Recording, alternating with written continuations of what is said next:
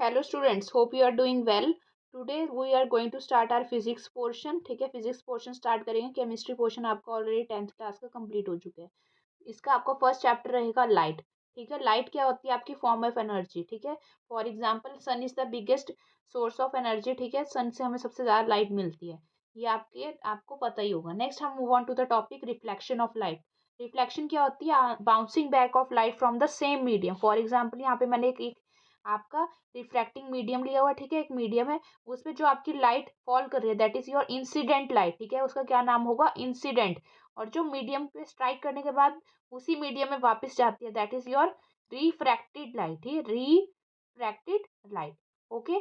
Further जो आपका इसके इंसिडेंट और नॉर्मल के परपेंडिकुलर होता है। ठीक है, इंसिडेंट और आपके रिफ्रैक्टेड लाइट के ऊपर आपका परपेंडिकुलर होता है, उसका नाम होता है नॉर्मल। ठीक है, नेक्स्ट इसके लॉज एंड आपके पास टू लॉज ऑफ रिफ्लेक्शन है। फर्स्ट है आपका जो sine of angle of incidence है that is equal to your sine of refraction. ठीक है, angle of incidence is equal to angle of refraction. Second है आपका लॉ कि आपके इंसिडेंट रे, नॉर्मल और आपकी reflected ray all lie in the same plane. ठीक है, ये आपका सेकंड लॉ ऑफ रिफ्लेक्शन है। Next move on to the plane mirror. ठीक है, प्लेन मिरर इंपॉर्टेंट है आपका। प्लेन मिरर आपका क्या होता है? जो आपने डेली लाइफ में यूज करते हो आपके घर पे। ठीक है, प्लेन उसका रिफ्लेक्टिंग सरफेस होता है कि एक साइड पे उसका पॉलिश होता है सिल्वर, और अनदर साइड पे आप खुद एज अ सोर्स खड़े होते हो। ठीक है, जो उसकी मैग्निफिकेशन होती है, कितनी मैग्निफिकेशन होती है? m=1। m=1 से आप क्या अंडरस्टैंड करते हो कि जो आपका ऑब्जेक्ट का साइज है, जैसे आप खड़े हो फ्रंट में, जो और जो उसकी इमेज बनेगी वो आपकी सेम होगी। तो आपको ये चीज याद रखनी है, magnification of plane mirror is 1 और फोकल लेंथ क्या है? इन्फिनिटी। मतलब आपका इनफिनाइट सोर्स को भी वो फोकस करके उसकी इमेज बनाता है that is focal length is infinity. ठीक है, फर्दर हम डिस्कस करेंगे इन टर्म्स मैग्निफिकेशन क्या होता है, आपका फोकल लेंथ क्या होता है, जब हम मिरर्स को डिस्कस करेंगे। ठीक है, सेकंड पॉइंट आपको याद रखना है प्लेन मिरर में कि जो आप हमेशा इसमें इमेज जो बनती है that is virtual and erect. ठीक है, वर्चुअल मतलब ये आपकी जो एक रियल इमेज होती है, एक वर्चुअल होता है। वर्चुअल मतलब आपको जो दिखता है वो वैसे नहीं होती, वर्चुअल इमेज बनती है। सेकंड थिंग इरेक्ट मतलब ये सीधी आपकी इमेज, जैसे स्ट्रेट आपका ऑब्जेक्ट है उसी स्ट्रेट पोजीशन में आपको इमेज मिलेगी। नेक्स्ट ये बिहाइंड द मिरर होती है। ठीक है, सेकंड है इसमें जो साइज ऑफ इमेज है वो इक्वल होता है साइज ऑफ ऑब्जेक्ट के, इसी कारण मैग्निफिकेशन आपकी 1 होती है। सेकंड थिंग इन्वर्टेड होती है, मतलब जो उसका लेफ्ट होता है वो आपको राइट दिखता है। ठीक है, फॉर एग्जांपल अगर एम्बुलेंस लिखा है, इसका अगर आप रिफ्लेक्शन देखोगे प्लेन मिरर में तो आपका जो ई बन जाएगा वो आपका ऐसे बनेगा। ठीक है, ई आप जो एम्बुलेंस में यहाँ से लिखोगे तो आप फर्दर अल्फाबेट्स को लिखोगे तो ये सारे उल्टे हो जाएंगे, मतलब लेफ्ट का राइट में बनता है। फॉर एग्जांपल आपने देखा होगा कि एम्बुलेंस के ऊपर जो लिखा होता है इमरजेंसी वगैरह, वो आप अगर अपने मिरर में देखते हो कार के तो वो आपको स्ट्रेट दिखते हैं, लेकिन अगर आप वर्चुअल अपनी आईज से देखते हो तो वो आपको उल्टे अक्षर लिखे होते हैं। क्यों? क्योंकि उसमें मिरर में आपकी इन्वर्टेड इमेज बनेगी। ठीक है, next move on to the topic concave mirror. आपके मिरर टू टाइप्स के होते हैं, फर्स्ट है आपका कनकेव, सेकंड होगा कन्वेक्स। कनकेव केव से समझ आ रहा है आपका, ये वाला कनकेव हो गया। ठीक है, कनकेव मिरर। फर्दर इसमें आपके कुछ टर्म्स है, मैं आपको डेफिनेशन बता रही हूँ, लेकिन आप वो उसको फर्दर अपने बिहाफ पे बुक्स में से पढ़ सकते हो। ठीक है, ये इतनी इंपॉर्टेंट नहीं होती। जो आपका कनकेव मिरर होता है ये आपका केव टाइप का होता है। ठीक है, सर्कल टाइप का होता है। इसका जो आपका पॉलिश सरफेस होता है ये बैक साइड का होता है। ठीक है, इसमें जो फोकस होता है, principal axis, centre of curvature, pole. ठीक है, जब भी आपका एक गोल सर्कल है उसमें से आपने जो मिरर को कट करा, ठीक है, फॉर एग्जांपल ये आपका सर्कल है, इसमें से आपने सेंटर में से कट करा, जो आपका ये वाला पार्ट हो गया आपका, ठीक है, केव टाइप का, that is your concave mirror. जो इसका सेंटर होगा मिरर का, जो आपने हाफ करा इसका सेंटर होगा, उसे बोलते हैं हम पोल। ठीक है, और जहां से आपने सेंटर रख के उस मिरर को इक्वल हाफ में कट करा that is your centre of curvature. ठीक है, और सेंटर ऑफ कर्वेचर और पोल के बीच में आपका क्या होता है? फोकस, जहाँ पे आपकी इमेज बनती है। ठीक है, फोकस का नाम क्या होता है? जहाँ पे आपकी ऑब्जेक्ट की इमेज बनती है that is your focus. Further आपके पास जो axis, pole, centre of axis और सेंटर ऑफ कर्वेचर और फोकस, इन तीनों को पास करते हुए एक लाइन जाती है that is your principal axis. ठीक है, ये चीज याद रखनी है। फर्दर जो आपका फोकस होता है वो हाफ होता है रेडियस ऑफ कर्वेचर के। ठीक है, फॉर एग्जांपल यहाँ पे अगर आपको आर की वैल्यू गिवन है तो आपने फोकस क्या निकालोगे? F is equal to 2r, या वाइस वर्सा। आप इस रिलेशन को आपने याद रखना है फॉर द न्यूमेरिकल्स। ठीक है, इसके बेस आपके न्यूमेरिकल्स बनते हैं। एक और बात, यहीं पे हम साइन कन्वेंशंस को भी डिस्कस कर रही हूँ। ठीक है, साइन कन्वेंशंस क्या होते हैं कि आपने ऑब्जेक्ट इमेज या फिर इनकी हाइट्स के बारे में या डिस्टेंस के बारे में आपने साइंस वैल्यू को पुट करते हैं, साइन प्लस माइनस पुट करते हैं, तो वो आपने क्या देखना है, जब भी आपकी इंसिडेंट लाइट की डायरेक्शन में आप लाइट डिस्टेंस को मेजर करोगे तो आप पॉजिटिव लोगे, अगर उसके ऑपोजिट लोगे तो वो आपकी नेगेटिव साइंस को हम कंसीडर करेंगे। ठीक है, जो प्रिंसिपल एक्सिस के ऊपर डिस्टेंस होता है उनको हम प्लस लिखते हैं, जो उसके नीचे वाले को हम मेजर करते हैं उन्हें हम नेगेटिव लिखते हैं। ठीक है, अब यहाँ पे हम जब इमेजेस पढ़ेंगे और इसके न्यूमेरिकल सॉल्व करेंगे तब ये कॉन्सेप्ट यूज होगा। ठीक है, यहाँ पे आपको क्या याद रखना है, जो आपका कनकेव मिरर है, फॉर एग्जांपल आपने लाइट को यहाँ से पास करा तो फोकस आपका आपका लेफ्ट साइड पे ही बन रहा है। ठीक है, फोकस लेफ्ट साइड पर, लाइट तो यहाँ से जा रही है ना, लेकिन फोकस आपका इधर है, तो आप डिस्टेंस हमेशा मेजर करते हो पोल से, तो डिस्टेंस आप ऑपोजिट डायरेक्शन में मेजर कर रहे हो, तो आपका कनकेव के केस में फोकस क्या होगा, आपका नेगेटिव। ठीक है, फोकस क्या होगा, नेगेटिव। फर्दर अगर इमेज देखोगे आपकी, इमेज आपकी लेफ्ट साइड भी बन सकती है, राइट साइड पे, तो इमेज आप वी से नोट करते हो। ठीक है, ऑब्जेक्ट डिस्टेंस आप यू से मेजर करते हो, तो यू आप हमेशा इन फ्रंट ऑफ मिरर ही रखोगे ऑब्जेक्ट को, तो आपका यू भी क्या होगा, फोकस की तरह नेगेटिव। ये चीज आपको याद रखनी है। ठीक है, एक केस लर्न कर लो, बाकी आपको लेंस मिरर वगैरह में इजी रहेगा। ठीक है, focus of concave mirror is negative, image आपने लेफ्ट साइड पे ही रखी है कनकेव मिरर में, वो भी आपकी हमेशा इमेज आपकी नेगेटिव होगी, ये चीज आपको याद रखनी है। ठीक है, नेक्स्ट वी आपका पॉजिटिव और नेगेटिव दोनों वैल्यू हो सकती है डिपेंडिंग अपॉन आपने सोर्स को कहाँ पे रखा है। ठीक है, इमेज कहाँ बन रही है आपकी, लेफ्ट साइड पे या राइट साइड पे, उसके बेसिस पे हम यू और वी की वैल्यू पुट करते हैं। नेक्स्ट आपके पास आता है हाइट, H1 होती है आपकी ऑब्जेक्ट की हाइट, H2 होती है आपकी इमेज की हाइट। ठीक है, ये आपकी टर्म्स यूज होंगी, हम इसको अभी कैलकुलेट भी करेंगे। ठीक है, नेक्स्ट हम डिस्कस करेंगे कन्वेंशंस के बाद कि आपके डिफरेंट इमेजेस की पोजीशन क्या बनती है।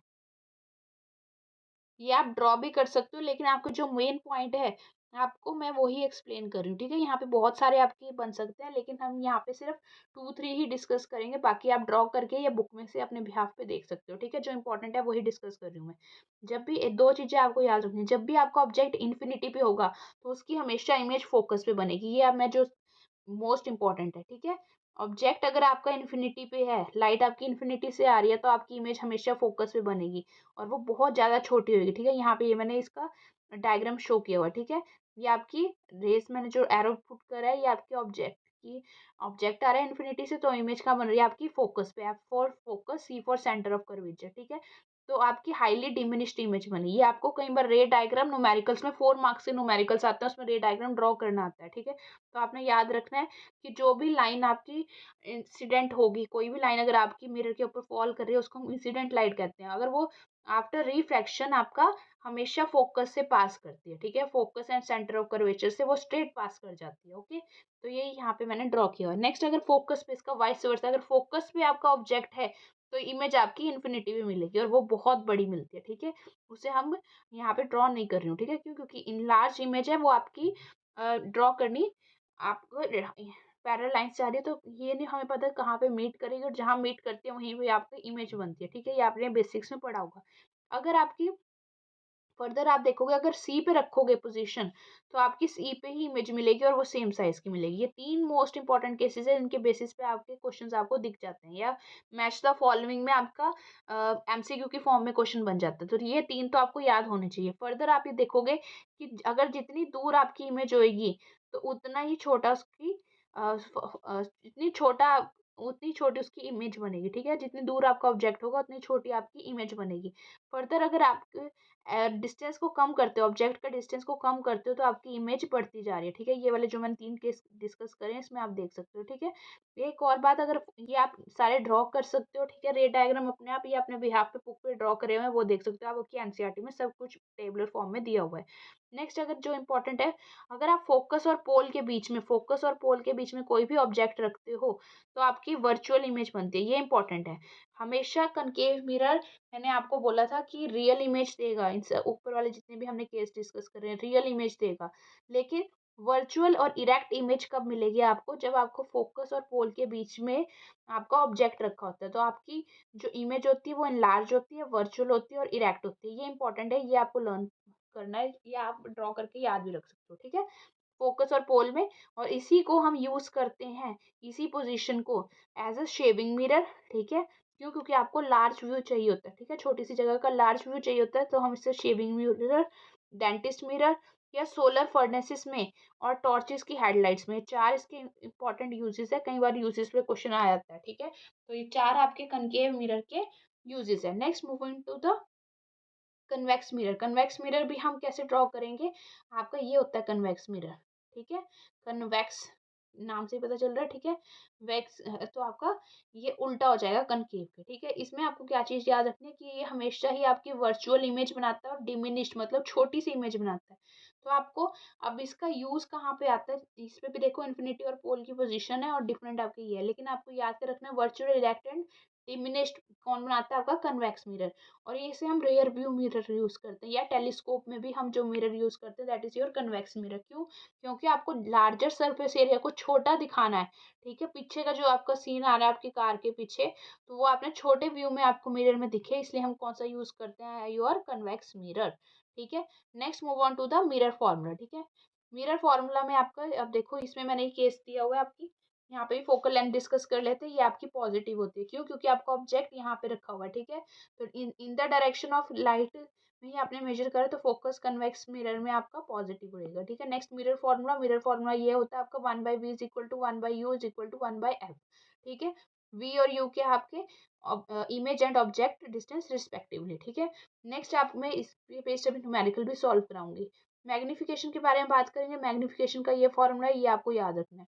फर्दर अगर मैग्निफिकेशन आपकी पॉजिटिव आ रही है तो आपकी वर्चुअल इरेक्ट बनेगी, अगर नेगेटिव आ रही है तो आपको रियल इमेज मिलेगी, ठीक है। ये चीज़ आपको याद रखनी है कि रियल इमेज है, नेगेटिव आएगी मैग्निफिकेशन की वैल्यू, और अगर आपकी पॉजिटिव है तो वर्चुअल और इरेक्ट बनेगी, ठीक है। ये आपको क्वेश्चंस कई बार न्यूमेरिकल्स के पूछा होता है, नेचर साइज ऑब्जेक्ट का क्या रहता है, ठीक है। तो उसके बारे में हम अभी डिस्कस करेंगे विद द फॉर्मूला। ये आपका एक न्यूमेरिकल है, ठीक है। कन्वेक्स मिरर दिया हुआ, उसका रेडियस दिया हुआ, रेडियस दिया हुआ तो हम फोकल लेंथ निकाल सकते हैं, तो मैंने यहाँ पे फोकल लेंथ निकाल दी, ठीक है। F is equal to r/2, F is equal to 3/2, तो आपको रेडियस ऑफ कर्वेचर। उसके बाद आपको बस है at a 5 metre from this mirror, तो बस का आपको ऑब्जेक्ट डिस्टेंस दिया हुआ, तो ऑब्जेक्ट हमेशा हम नेगेटिव से लेते हैं तो -5 मीटर। एक और बात आपको यूनिट्स का ध्यान रखना, अगर मीटर में है तो आपको सारी यूनिट्स मीटर में कन्वर्ट करनी है, ठीक है।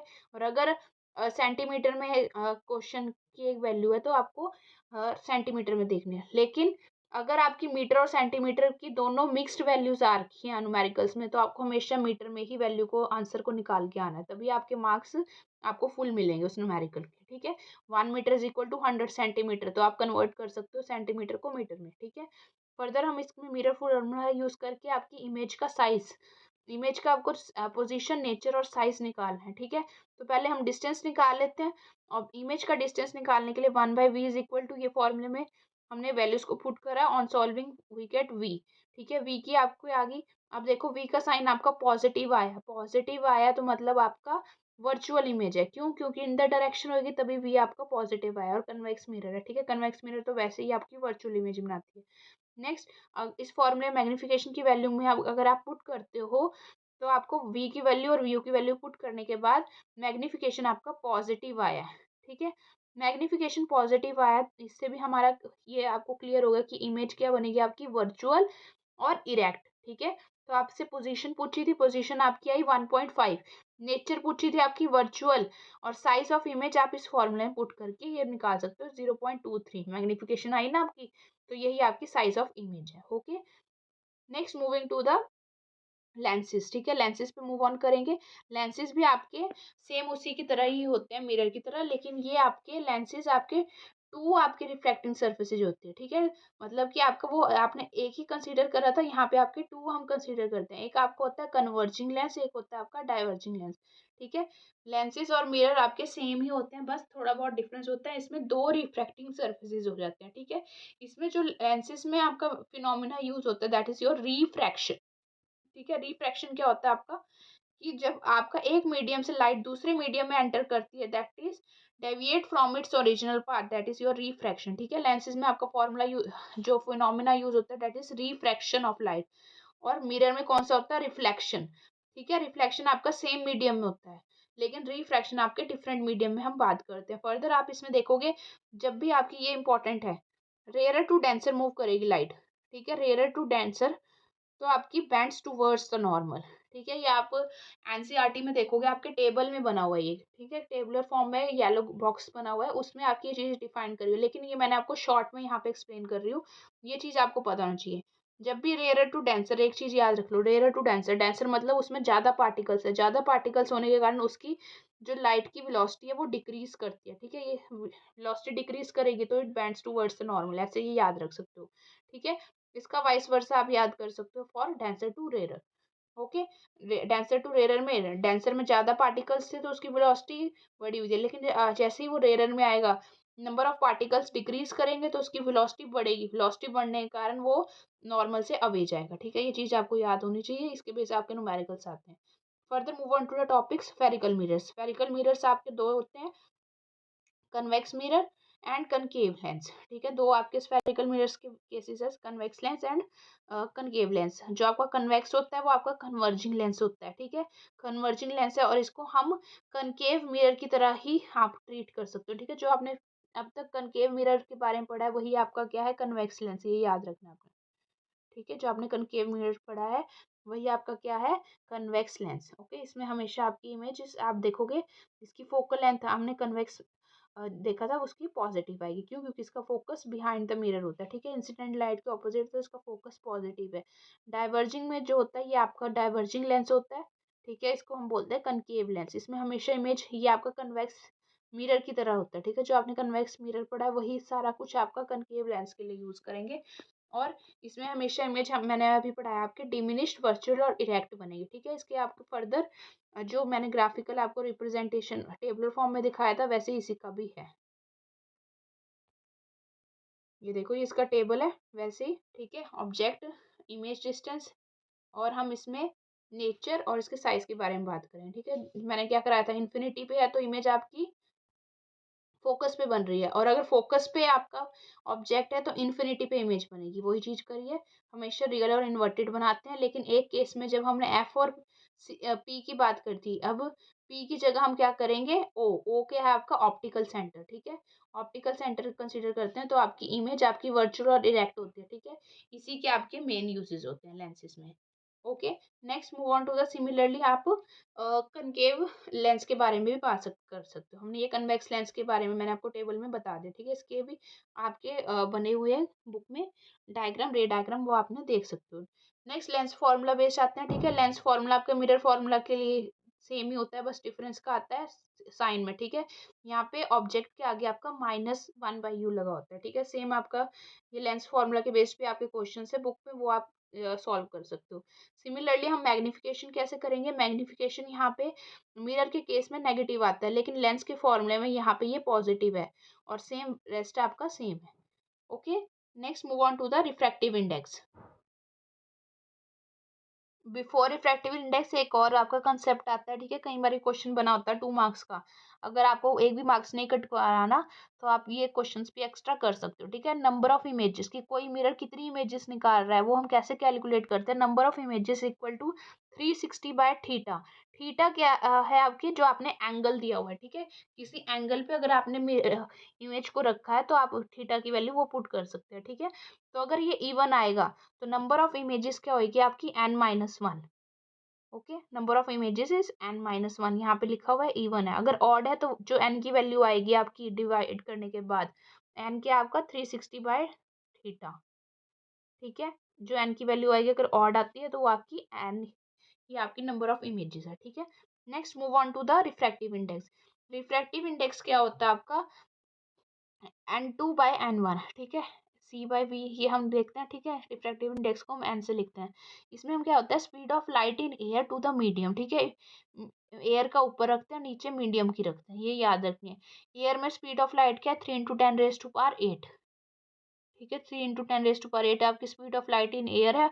मीडियम में आपको कई बार गिवन होती है और रिफ्रैक्टिव इंडेक्स आपको निकालना होता है, या फिर रिफ्रैक्टिव इंडेक्स दिया होता है, दिया होता है और आपको speed of light in medium put करनी पड़ती है। ठीक है, ये फॉर्मूला आपको याद रखना है, n=c/v। ठीक है, इससे आप वैल्यूज को पुट कर सकते हो। फर्दर आप अगर आपके एयर ना देके दो मीडियम दिए हुए तो आपको क्या याद रखना है, जैसे n-1 लिखना है। ठीक है, for example glass in water लिखना है। ठीक है, refractive index of glass in water, तो आपने जो बाद में आ रहा है वो ऊपर लिखना है, ठीक है।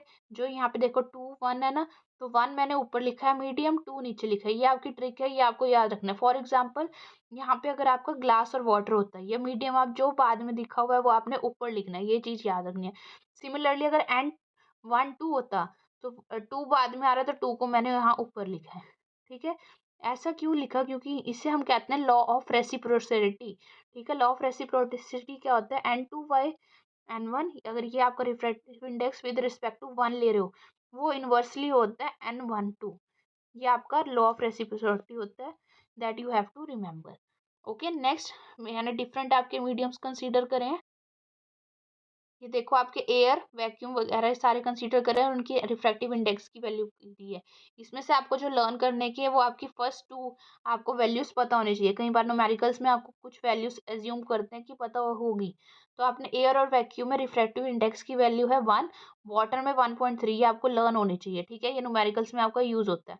नेक्स्ट, जितना ज्यादा आपको देख रहे हो नीचे से ऊपर से नीचे मूव कर रहे हो, रिफ्रैक्टिव इंडेक्स की वैल्यू बढ़ती जा रही है, तो उतना ही ज़्यादा आपका डेंसर मीडियम है। और एक और चीज़ मैंने अभी पढ़ाई है आपको, जितना ज़्यादा डेंसर मीडियम होगा, ठीक है, मोर द डेंसर मीडियम, तो वो आपकी बेंड्स टूवर्ड्स द नॉर्मल, ठीक है। लाइट कैसे बेंड करेगी, towards the normal. Second thing, उसकी वेलोसिटी डिक्रीज करेगी, वेवलेंथ भी डिक्रीज करेगी। क्यों, क्योंकि वेलोसिटी और वेवलेंथ आपके डायरेक्टली रिलेटेड थे, v is equal to F lambda होता है, ठीक है।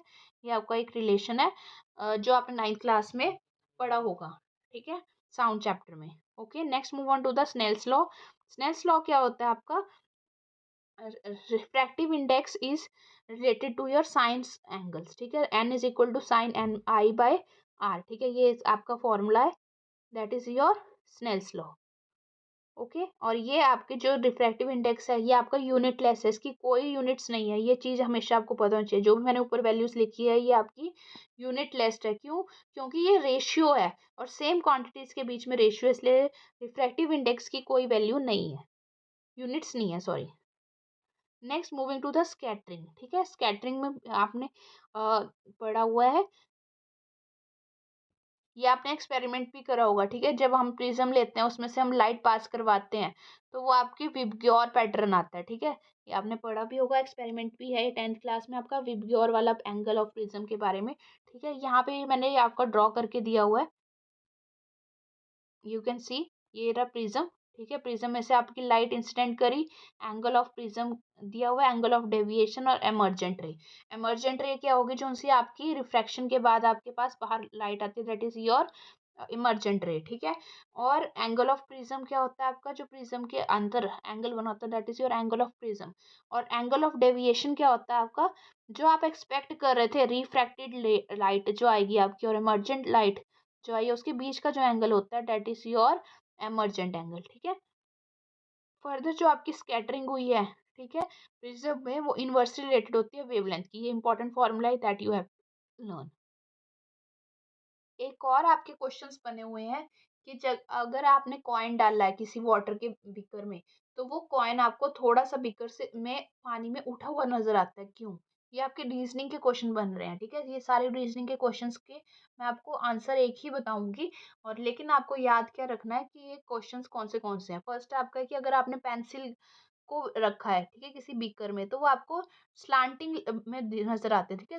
पेंसिल आपको थोड़ी ब्रेक करके टूटी हुई थोड़ी ऊपर को नजर आती है, कॉइन आपको ऊपर नजर आता है, तो ऐसा क्यों, that is due to the your refraction, ठीक है। रिफ्रैक्शन है, रिफ्रैक्शन में मैं जो आपको अभी एक्सप्लेन कर रहा है वही चीज है, ठीक है, कि रिफ्रैक्शन ऑफ लाइट के कारण आपका ये सब कुछ होता है। फर्दर आपके क्वेश्चन बनता है कि डेंजर सिग्नल्स आपके रेड कलर के क्यों बने होते हैं, ठीक है, या फिर आपके जो स्काई है वो आपको ब्लू क्यों नजर आता है, या आपका सनसेट और सनराइज के टाइम पे आपका येलो या रेडिश शेड में क्यों नजर आता है, ट्विंकलिंग ऑफ स्टार्स। इन सभी का आपका आंसर क्या है, एटमॉस्फेरिक रिफ्रैक्शन। जो एटमॉस्फेयर में हो रहे हैं उस रिफ्रैक्शन, जो एटमॉस्फेयर में पार्टिकल्स हैं वो आपके डिफरेंट मीडियम की तरह बिहेव करते हैं, ठीक है। स्मॉग और फॉग के पार्टिकल्स आपके बिहेव एज अ मीडियम्स, ठीक है। तो इसके कारण आपकी एटमॉस्फेरिक रिफ्रैक्शन, आपको इसका आंसर लिखना है।